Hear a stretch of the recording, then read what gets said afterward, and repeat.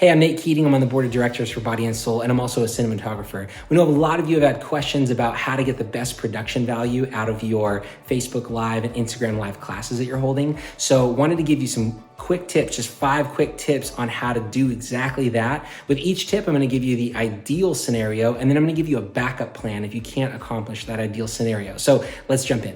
The first thing is your camera position and your backdrop. So you wanna make sure you have a tripod first and foremost.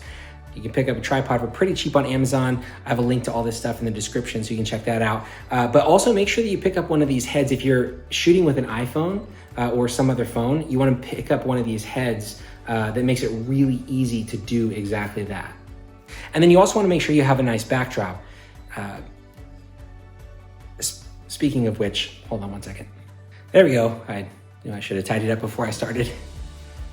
Tip number 2 is lighting. You wanna make sure that you have front lighting.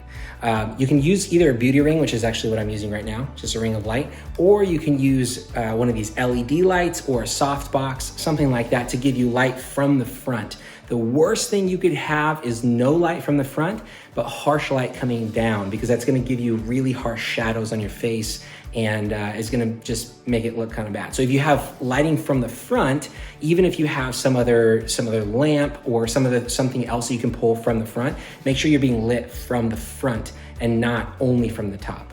The third tip, let's talk about sound. Ideally, you'll have some kind of mic with some kind of sound source for your music running into some sort of interface and then running into your recording device. Now, if you don't have that, it's okay.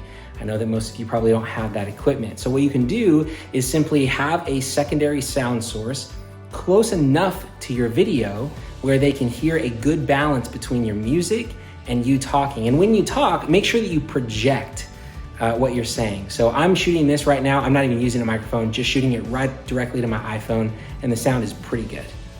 If you need to test your sound, you can always record a video of yourself and then play it back so that you can hear the balance between your music and your voice. Tip number 4 is your internet speed and your bandwidth.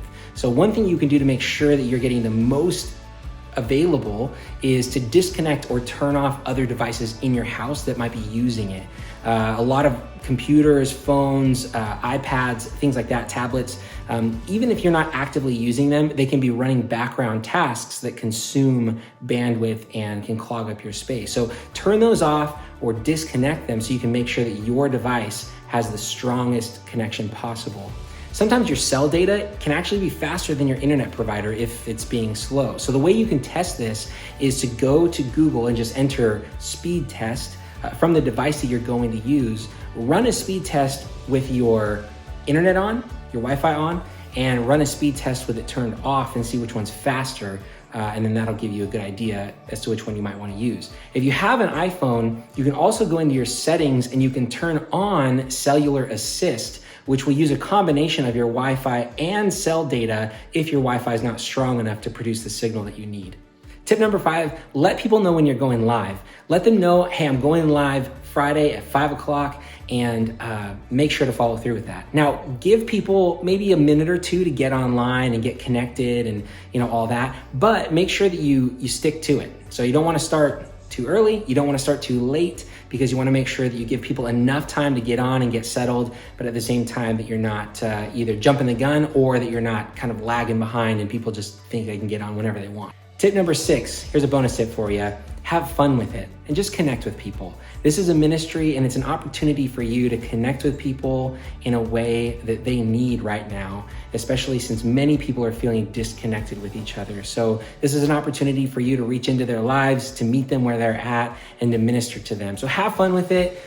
Above all the production value, the more fun you have with it, the more authentic and genuine you are with it, the better it's gonna be from an experiential level, and the more people will want to be involved. So have fun and keep doing great work.